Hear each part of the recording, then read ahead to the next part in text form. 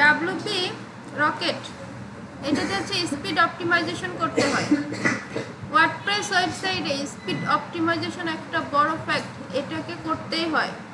অন্য যেগুলো PHP Laravel দিয়ে মেক করা হয়, রিয়াক্ট জিএস, জাভাস্ক্রিপ্টের ফ্রেমওয়ার্ক বা পিএইচপি দিয়ে যেগুলো মেক করা হয়, ওগুলোতে অটো স্পিড অপটিমাইজেশন থাকে, মানে অর্থাৎ কোডিং করে যেগুলো করা হয় ওগুলো খুব ফাস্ট হয়, ঠিক আছে। সো ওয়ার্ডপ্রেসে এই জন্য আলাদা করে স্পিড অপটিমাইজেশন করতে হয়, কারণ ওয়ার্ডপ্রেস হচ্ছে সিএমএস বেস ম্যানেজমেন্ট, মানে কন্টেন্ট ম্যানেজমেন্ট একটা ওয়েবসাইট, সিএমএস বেস ম্যানেজমেন্ট একটা ওয়েবসাইট, ওকে, সিএমএস বেস ওয়েবসাইট ওয়ার্ডপ্রেস, এই জন্য স্পিড অপটিমাইজেশন করতে হয়।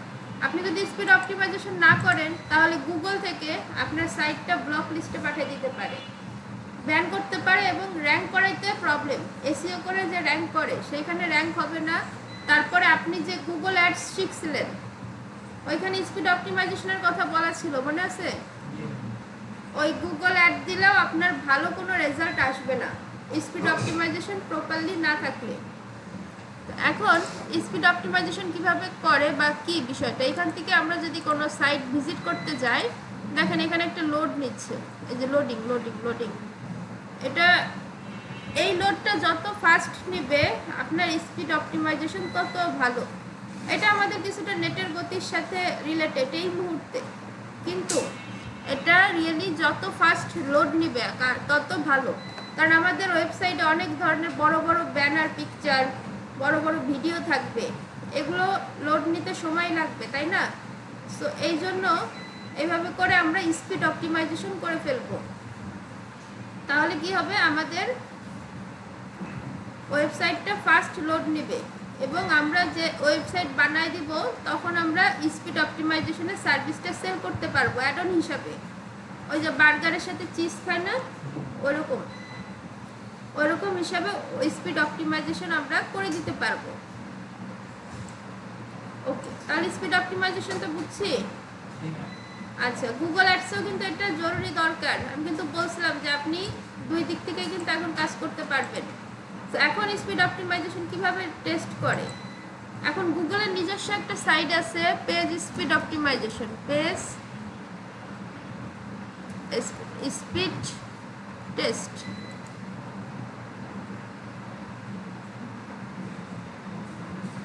পেজ স্পিড টেস্ট, এটা হচ্ছে পেজ ইনসাইটসও বলে, পেজ স্পিড ইনসাইটস। এটার ভিতরে ঢুকে, এটার ভিতরে এসে enter your web page URL, আমরা আমাদের ওয়েবসাইটের ইউআরএলটা কপি করে যদি ওখানে দিয়ে দিই, ও আমাদের একটা রেজাল্ট দিবে, বলবে আপনার পেজের অবস্থা বর্তমানে এটা।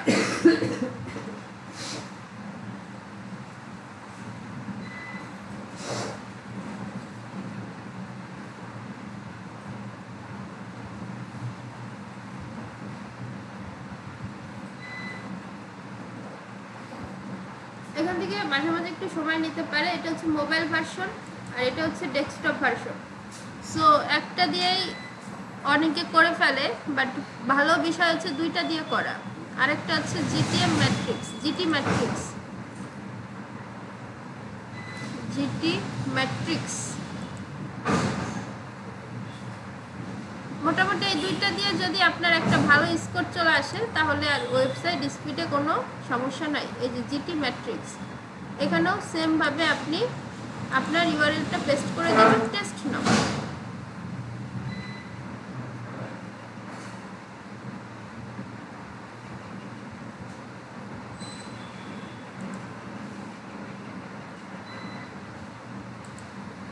এই যে এইভাবে আসে, এ গ্রেড 100 সব গ্রিন মার্ক আসে, ঠিক আছে। সো দেখি আমাদেরটাই কত দেয়।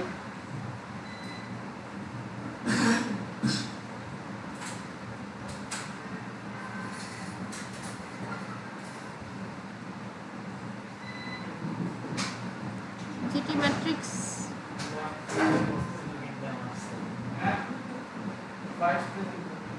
কয়টা বাজে? প্রেজেন্ট ঢাকা চলে গেছে, এখন প্রেজেন্ট দেওয়া যায় না দেওয়া হতে।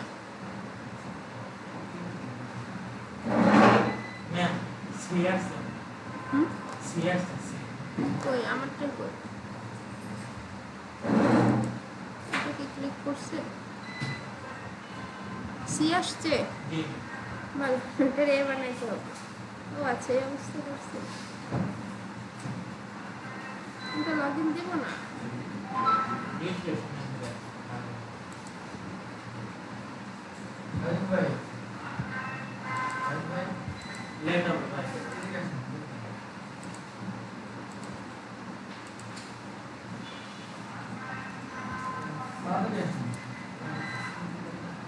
জিটি ম্যাট্রিক্স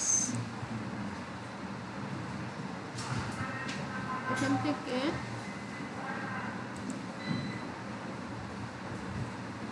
এটাতেই চাই। আচ্ছা, এখানে অনেকে চাইতে পারে, আমরা তাহলে একটা খুলে ফেলি, কিছু করার নাই।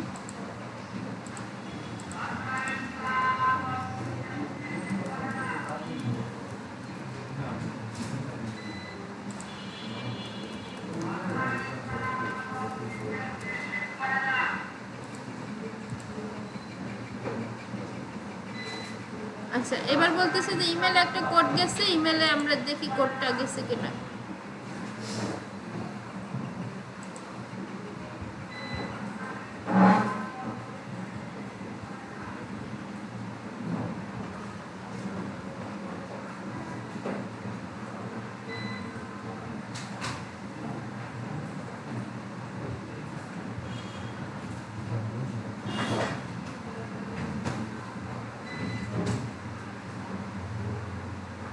আচ্ছা, এই যে জিটি ম্যাট্রিক্সের একটা কোড আসছে বা লিংক আসছে, আমরা অ্যাকাউন্টটাকে অ্যাক্টিভ করে ফেলি।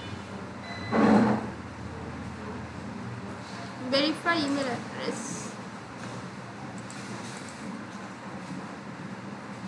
ওকে, আমরা এখন ড্যাশবোর্ডে চলে আসছি। এখন আমরা এগেইন লিংকটাকে পেস্ট করি, করার পর অ্যানালাইজ করি, তাহলে আমাদের একটা আপডেট দিবে। দেখুন, ও লোড নিচ্ছে, স্ক্যানিং করতেছে। আমাদের সাইটের ওভারঅল অবস্থা কি ও আমাদের জানাবে। Test server location Canada, using হচ্ছে ক্রোম ব্রাউজার ইউজ করা হচ্ছে। এটা কিন্তু প্রিমিয়াম আছে। জিটি ম্যাট্রিক্স একটা প্লাগইন, এটার একটা প্লাগইনও আছে। ডাব্লিউপি রকেট একটা প্লাগইন, সেম কাজ করে জিটি ম্যাট্রিক্স, এটাও একটা প্লাগইন, দুইটারই সেম কাজ। এটা অ্যানালাইজ করতেছে, দেখা যাক কত আসে। আমাদের কিন্তু ই কমার্স এটা, আর পেজ স্পিডে কত আসে একটু দেখে আসি।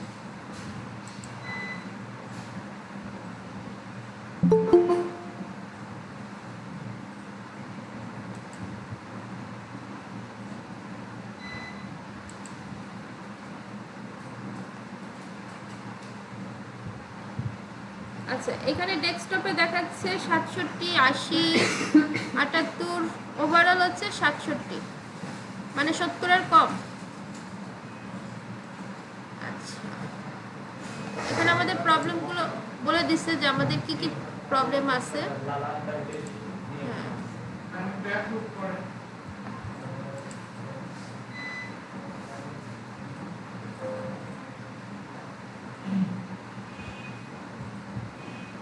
আচ্ছা, এখানে আমাদের বলে দিচ্ছে first contentful paint, total blocking time, এই যে রেড মার্ক যেগুলো, স্পিড ইন্ডেক্স, এটার অর্থ হচ্ছে প্রথম পেজের যে স্পিডটা, আর হচ্ছে লার্জেস্ট কন্টেন্টফুল পেইন্ট, অর্থাৎ বড় যে কন্টেন্টগুলো আছে ওগুলোকেও আমাদের রিসাইজ করতে হবে, অর্থাৎ ইমেজ রিসাইজের মতো। এখানে আরও ডিটেলসে দিচ্ছে, diagnostic, properly image resize, savings, আমি মানে কি কি করলে কি হইতে পারে, কমতে পারে, ঠিক আছে, সেটা এখানে আমাদের টোটালি দিয়ে দিছে। কোনোটা রেড জোন, এই যে রেড জোন যেগুলো আছে এগুলো সলভ করলে আমাদের প্রবলেমটা সলভ হয়ে যাবে, অর্থাৎ আমাদের স্কোরটা বাড়বে।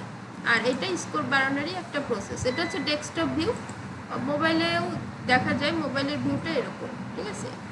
আচ্ছা, মোবাইলে বলতেছে যে এখানে ফাস্ট কন্টেন্টফুল পেইন্ট মোবাইলে বেশি। আচ্ছা, ওকে, তাহলে এটা আমরা জানলাম। তো আমরা ক্লায়েন্টের বেলায় কী করব, আগে এখান থেকে একটা স্ক্রিনশট নিয়ে রাখবো যে আপনার পেজের অবস্থা এরকম, ঠিক আছে, আমরা এখান থেকে একটা স্ক্রিনশট নিয়ে রাখবো।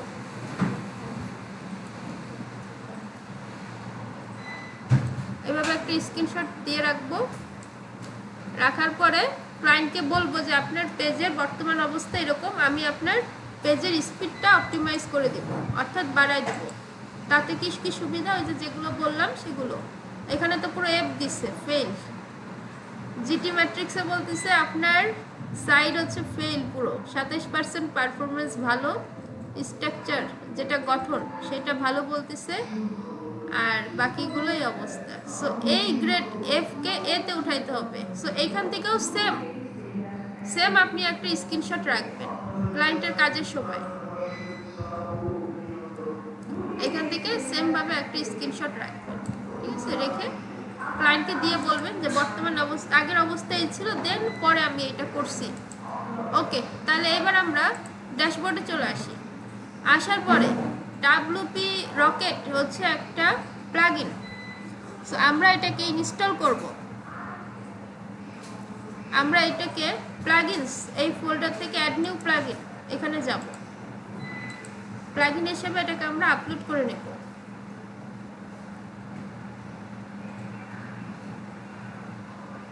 আচ্ছা, এখান থেকে আপলোড প্লাগইন,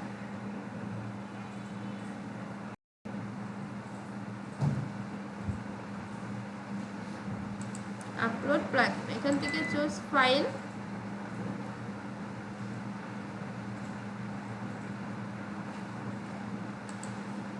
ডাউনলোডে গিয়ে আমরা যেটা ডাউনলোড করে রাখছি সেটাকে আপলোড করে দিব, দেন ইনস্টল।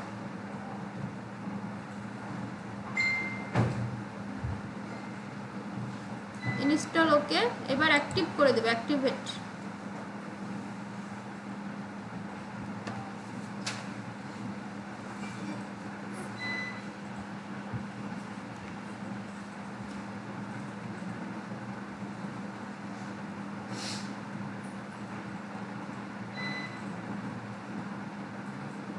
আচ্ছা, অ্যাক্টিভেট করে দেওয়ার পরে দেখুন প্লাগইনের নিচে আসলে ডাব্লিউপি রকেটকে আমরা খুঁজে পাবো।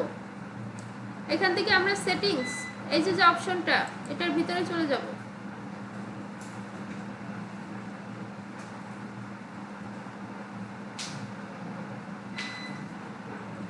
আচ্ছা, এটার ভিতরে আসলে এখানে অনেক নোটিফিকেশন, এগুলো জাস্ট কেটে দিলেই হবে, এগুলো কোনো ইম্পর্টেন্ট কিছু না, পারলে পড়ে পড়ে দেখবেন। ওকে, এইখান থেকে হচ্ছে ডাব্লিউপি রকেট ড্যাশবোর্ড, এখান থেকে হচ্ছে আমাদের মূল কাজ।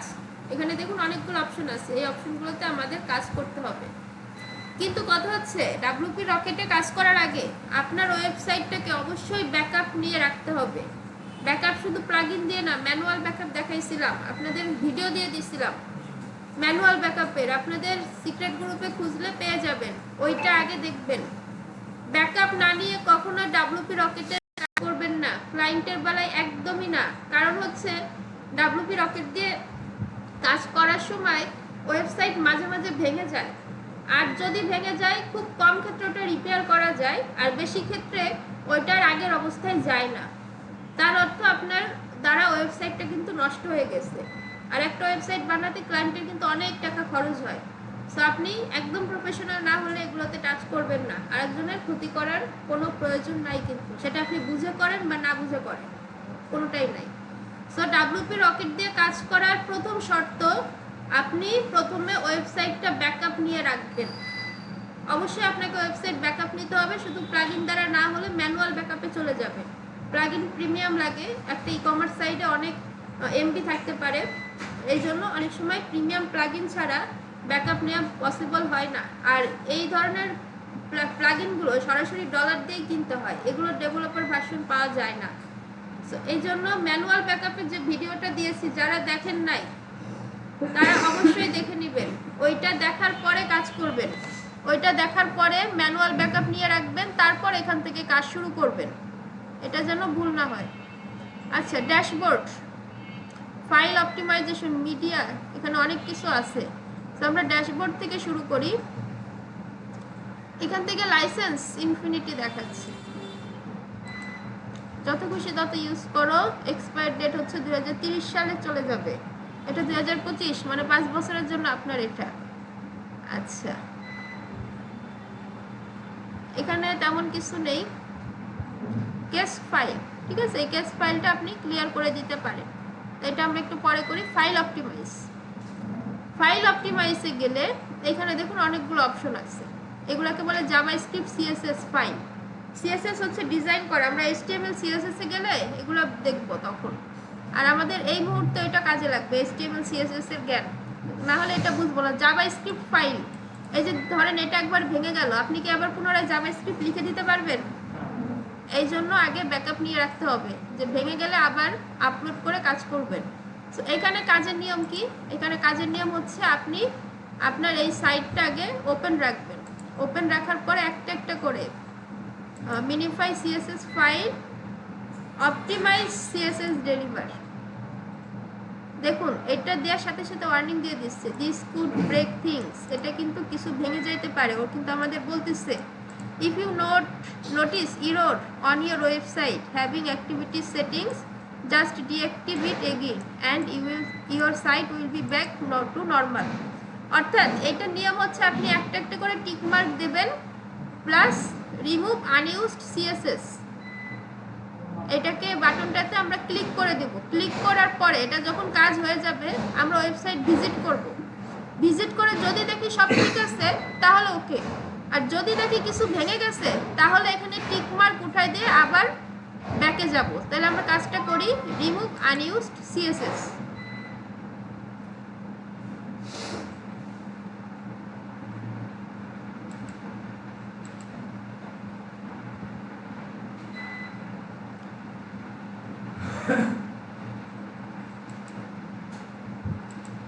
এটা কাজ করবে,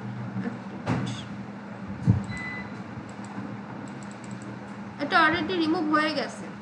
ইটস ওকে। আমরা জাভাস্ক্রিপ্টে আসি, মিনিফাই জাভাস্ক্রিপ্ট একটা করে টিক মার্ক দিয়ে আপনি চাইলে সেভ চেঞ্জ করে দেখতে পারেন যেভাবে কমফোর্ট। দেখুন এটা লোড নিচ্ছে। আচ্ছা, ওভারঅল PHP ভার্সন নাম্বার এটা ও অটোমেটিক আমাদের কাজটা করে দিয়েছে। সো এবার আপনি কি করবেন, এখানে এসে রিলোড করবেন। রিলোড করে দেখবেন যে কোথাও থেকে কিছু ভেঙে গেছে বা নষ্ট হয়েছে কিনা। আর এটা দেখার সবচেয়ে ভালো উপায় হচ্ছে ইনোকেট উইন্ডো ইউজ করা। আপনি কাজের সময় ইনোকেট উইন্ডো ইউজ করবেন, কারণ এগুলো কাজ করতে হয় জাভাস্ক্রিপ্ট CSS, যেগুলো দিয়ে ওয়েবসাইট তৈরি। কোডিংয়ে প্রবলেম হলে আমাদের সাইট ভেঙে যাবে। সো একটা একটা করে টিক মার্ক দেবেন, উঠাবেন, এবং একবার মানে প্রতিবার এসে ওয়েবসাইট চেক করবেন যে কোথাও ভেঙে গেছে কিনা, ছবিটা নষ্ট হয়ে গেছে কিনা, কোনো গন্ডগোল হয়েছে কিনা। যদি হয় তাহলে এই টিক মার্কটা ওঠায় আবার সেভ চেঞ্জ দিয়ে দিবেন, কাজ শেষ। এই যে ধরেন এইখানেই সমস্যা হয়েছে, তাহলে এই টিক মার্কটা ওঠাই দিবেন, দেওয়ার পরে আবার সেভ চেঞ্জ দিয়ে দিবেন, তাহলে ফিক্স হয়ে যাবে। সো এইভাবে কাজ করতে হবে। কিন্তু কিছু ক্ষেত্রে এটা ফিক্স হবে না, এই জন্য আমাদের আগে থেকে ব্যাকআপ নিতে হবে। এরপর load JavaScript, delay JavaScript exclusion, ঠিক আছে। সো এইগুলো থেকে আমরা এবার সেভ চেঞ্জ করে দিই।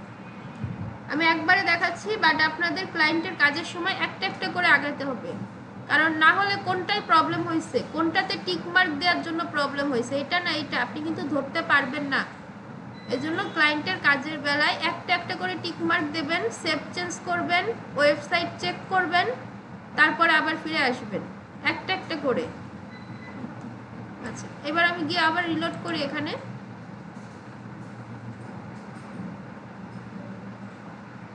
আচ্ছা, রিলোড করলে এখন আমরা দেখতেছি না আমাদের ওয়েবসাইট মোটামুটি ঠিক আছে, ভাঙেনি, নষ্ট হয়নি।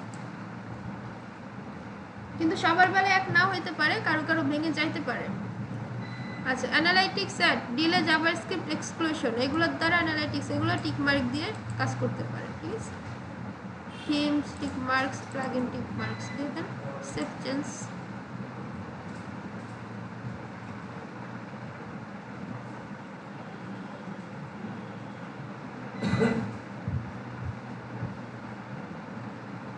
এখানে হাইলি রিকমেন্ড করছে যে আনইউজড CSS রিমুভ করার জন্য। ওকে, আমরা রিমুভ করে দিই।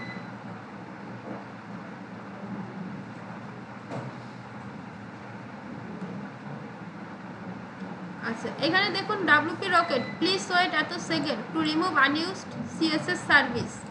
ওকে, CSS মানে কি? Cascading style sheet. আচ্ছা, এরপরে আছে মিডিয়া। আমরা কিন্তু 3 নম্বর অপশনে আছি। মিডিয়া কি? Lazy load image. আমাদের অনেক বড় বড় ইমেজ থাকে না, যেগুলো লোড নিতে দেরি হয়, ওগুলোকে অপটিমাইজ করতে হবে। তো এর জন্য আরেকটা প্লাগইন আছে, ইমেজ অপটিমাইজ, ইমেজ রিসাইজ করার জন্য। WP রকেট নিলে ওই প্লাগইনটাও নিতে হয়। কারণ হচ্ছে প্রথমত ইমেজকে প্রোডাক্ট আপলোড করছি না আমরা, ইমেজ রিসাইজ করে প্রোডাক্ট আপলোড করতে হয়। ইমেজের ছবি রিসাইজ করে 1 MB আছে ওটাকে 10 KB 20 KB করে ওয়েবসাইটে আপলোড করতে হয়। এটা হচ্ছে প্রথম কাজ। যদি কেউ ভুলে যায় যে রানিং ওয়েবসাইট কিন্তু ইমেজ অপটিমাইজ করতে ভুলে গেছে, আগে করেনি, তখন কি করতে হবে? প্লাগইন ইউজ করতে হবে।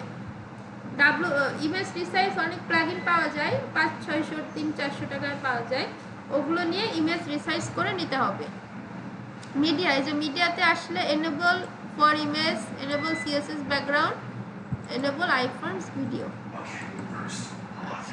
Silent, add missing destination issue, save image. তো এই টিকগুলো কিন্তু আপনারা একটা একটা করে দিবেন, না হলে ধরতে পারবেন না। আমি জাস্ট ক্লাস হিসেবে আমি প্রতিটা দিয়ে দিচ্ছি। আচ্ছা ওকে, তাহলে আমাদের ইমেজের সেভ চেঞ্জ কিন্তু হয়ে গেছে। Then preloaded, generate cache file, preloaded font. আমাদের অনেক ফন্টেও কিন্তু ঝামেলা থাকে। এনেবল লিঙ্ক প্রিলোডেড যা আছে, আপনি যদি কোনোটা এনেবল করতে চান সেভ চেঞ্জ করে দেবেন। Advance rules, cash live pan, ঠিক আছে, কত ঘন্টা পর পর ক্যাশ ক্লিয়ার হবে automatic. Specific time after which the global cash clear, মানে কত ঘন্টা পর পর। আমরা এখানে 1 আওয়ার দিয়ে দিতে পারি, যে 1 ঘন্টা পর পর আমাদের অটোমেটিক ক্যাশ ফাইল যেগুলো আছে ওয়েবসাইটে ওগুলো ডিলিট করে দেন। তাতে করে কি হবে? তাতে করে আমাদের ওয়েবসাইটের এটা বাড়বে, আপনার ওয়েবসাইটের যে মানে লোডটা, স্পিডটা বাড়বে। এখান থেকে জাস্ট সেভ চেঞ্জ।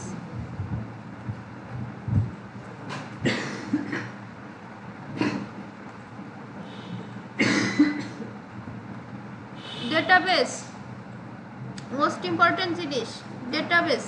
আমরা ওয়েবসাইটে 13 বার রিভিশন দিছি আমাদের ডেটাবেসে। অটো ড্রাফট, 3টে ড্রাফট ফাইল আছে। ট্রাশ পোস্ট, একটা ট্রাশ পোস্ট আছে। ট্রাশ পোস্ট মানে কি? একটা ডিলিট করছি ঠিকই, কিন্তু পার্মানেন্ট ডিলিট হয় নাই, ওইটাও কিন্তু জায়গা খেয়ে নিচ্ছে, ওইটার জন্য লোডিংয়ে প্রবলেম হচ্ছে। সো এগুলো আপনি চাইলে ডিলিট করতে পারেন। এখন ডেটাবেসে কাজ করার সময় সাবধান, প্রথমে এটাকে টিক মার্ক দিয়ে সেভ চেঞ্জ করে নেবেন। এখানে দেখুন backup your database before run a clean up, এই যে ওয়ার্নিং দিয়ে দিছে। এখানে আপনি ব্যাকআপ না রাখলে, ম্যানুয়াল ব্যাকআপ যেটা দিয়েছি ভিডিও, সেইভাবে ব্যাকআপ না রাখলে আপনার সাইট কিন্তু শেষ। আচ্ছা, সেভ চেঞ্জ। আচ্ছা, আমরা একটু ঘুরে আসি এখান থেকে, দেখি আমাদের সাইটের ওভারঅল কি অবস্থায় আছে। আমাদের এই ঘুরে আসাটা একটা পর পর করা দরকার ছিল, ঠিক আছে? আমরা কিন্তু একসাথে করতেছি, এটা আপনারা করবেন না ক্লাসে। আপনার ক্লায়েন্টের বেলায় যে কোনো কাজ সময় নিয়ে করবেন, ধৈর্যের সাথে করবেন। আচ্ছা, না সাইট ঠিক আছে ওভারঅল, সো ওকে। এরপর এগুলো টিক মার্ক দিয়ে জাস্ট ডিলিট করে দেবেন। স্প্যাম কমেন্ট, ট্রাশ কমেন্ট আছে কিনা, অল পেস্টিংস যেগুলো আছে 184টার ডেটাবেস, চাইলে ক্লিন করে দিবেন, না চাইলে নাই। সো লাস্ট আরেকবার সেভ চেঞ্জ করে দেবেন।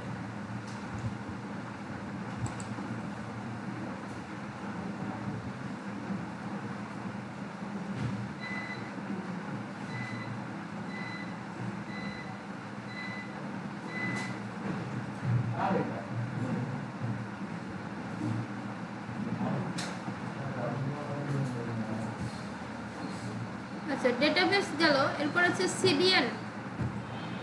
CDN, integrate your CDN.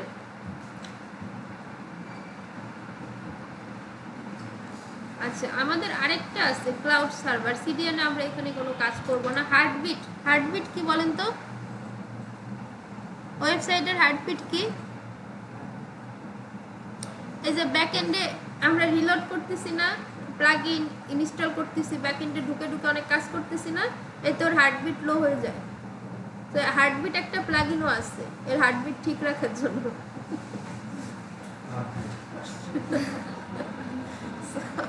এটা নিয়ে আমি প্রবলেম খেয়েছি। উডমার্টে এই সমস্যাটা হয়, হার্টবিট লো হয়ে যায়। কারণ আপনি যখন প্রোডাক্ট আপলোড করবেন 1000 প্রোডাক্ট, আপনার তো ব্যাকএন্ডে কাজ বেশি, তখন ওর হার্টবিট লো হয়ে যাবে, ডাউন হয়ে যাবে, তখন প্লাগইন দিয়ে ঠিক করতে হবে। সো এখান থেকে reduce activity, behaviour in backend, behaviour in post editor, behaviour front end, ঠিক আছে? আপনি কন্ট্রোল হার্টবিট টিক মার্ক দিয়ে দিতে পারেন, দেন সেভ।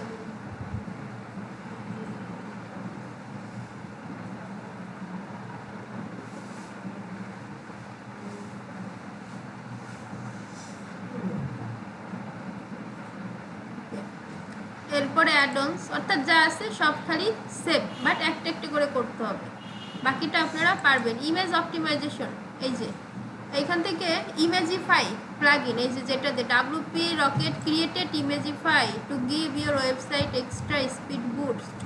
ইমেজিফাই প্লাগইন, যে ইমেজটা বললাম যে ইমেজ রিসাইজ করে, ওয়েবসাইটে ওঠানো মানে আপলোড করা ইমেজ যেটা রিসাইজ করে সেটাকে বলে ইমেজিফাই প্লাগইন। এটা 300-400 টাকা একটা দাম হতে পারে, আপনারা যখন প্রয়োজন হবে আপনারা কিনে ফেলতে পারেন। আর এখান থেকেও করা যাবে, এখান থেকেও দিয়ে দিবে, যেহেতু আমরা ফ্রিটা না আমরা পেইডটা ইউজ করতেছি। এখানে বলতেছি ইনস্টল ইমেজিফাই করে ফ্রিতে কিছু করা যাবে, আর হচ্ছে পেইডে করতে হবে। এটারও আছে মনে হয়, আমি দেখবো, এটা থাকলে আমি দিয়ে দিব না। সো ইমেজ অপটিমাইজেশনের ক্ষেত্রে অর্থাৎ যেগুলো আপলোড হয়ে গেছে, যেমন এই যে ব্যানারের যে ইমেজটা আছে এটা কিন্তু অনেক জায়গা খাচ্ছে, ঠিক আছে, এগুলো অপটিমাইজ করে দিবে। আচ্ছা, এরপরে বলতেছে টুলস, এক্সপোর্ট ইম্পোর্ট টুলস, আপনার যদি কোনো কিছু মোবাইল ক্যাশ এগুলো যদি প্রয়োজন হয় দিবেন, না হলে নয়। টিউটোরিয়াল হচ্ছে কিভাবে WP রকেট কাজ করে, এটা আওয়ার প্লাগইন ইত্যাদি, আর কোনো প্রয়োজন নাই। এইটা গেল একটা ওয়ে, কিন্তু তার মানে এইটাই ফাইনাল না। আপনি যদি এখন ভিজিট সাইট করেন তাহলে কিছুটা ইমপ্রুভ হবে আপনার সাইটের লোড, তবে আরও কিছু প্রসেস আছে এখানে। যেমন আমাদের একটা হোস্টিং আছে ক্লাউড সিডিএল নাকি, ওইখানে এটা কানেক্ট করে দিতে হয়। তাহলে কি হয়, আমাদের ধরেন অনেকে ভিজিট করবে, আমেরিকা থেকে ভিজিট করবে, ভারত থেকে ভিজিট করবে, তখন ওই ভিজিটর ক্যাশ ফাইলটা আগে ভারত থেকে ধরবে, অর্থাৎ আরেকটা সার্ভারে ধরবে, সরাসরি আমাদের ওয়েবসাইট ধরবে না। তাহলে কি হবে, ওই সার্ভারে যদি ট্রাফিকটা চলে যায় আমাদের সাইটটা ফ্রি থাকবে, ঠিক আছে। আচ্ছা, সো এখানে আমরা আরেকবার টেস্ট করে ফেলি, রিটেস্ট, এখানে আরো কিছুটা উন্নত হবে এটুকু। আচ্ছা, এরপরেও 3 নম্বর পয়েন্ট, এই যে স্পিড অপটিমাইজেশন হোস্টিং এর সাথেও সম্পর্কিত। আপনি যদি ই কমার্স হোস্টিং নেন, আমি আপনাকে বলছিলাম যে VPS হচ্ছে ই কমার্সের জন্য ডেডিকেটেড ওয়েবসাইট, ডেডিকেটেড হোস্টিং, তাই না। সো হোস্টিং এর সাথেও এই যে স্পিড অপটিমাইজেশনের ভালো খারাপ যুক্ত আছে। ওকে, সো হোস্টিং যদি নর্মাল হয় স্পিড অপটিমাইজেশন কিন্তু ভালো হবে না, তখন 80-85 উঠবে কিন্তু 90 উঠবে না। ওকে, সো ক্লায়েন্টকেও ম্যানেজ করা এইভাবেও করতে হবে যে আপনার হোস্টিং ভালো না, এই জন্য বাকিটা উঠে নাই। ক্লিয়ার? সো পুরো পয়েন্টগুলো আপনাকে খেয়াল রাখতে হবে, খেয়াল রেখে ধীরে সুস্থে কাজ করতে হবে।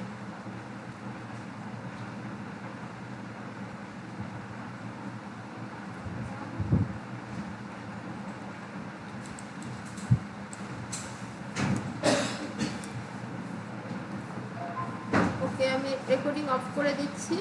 ওভারঅল এটা দিয়ে আমরা কাজ করতে পারি।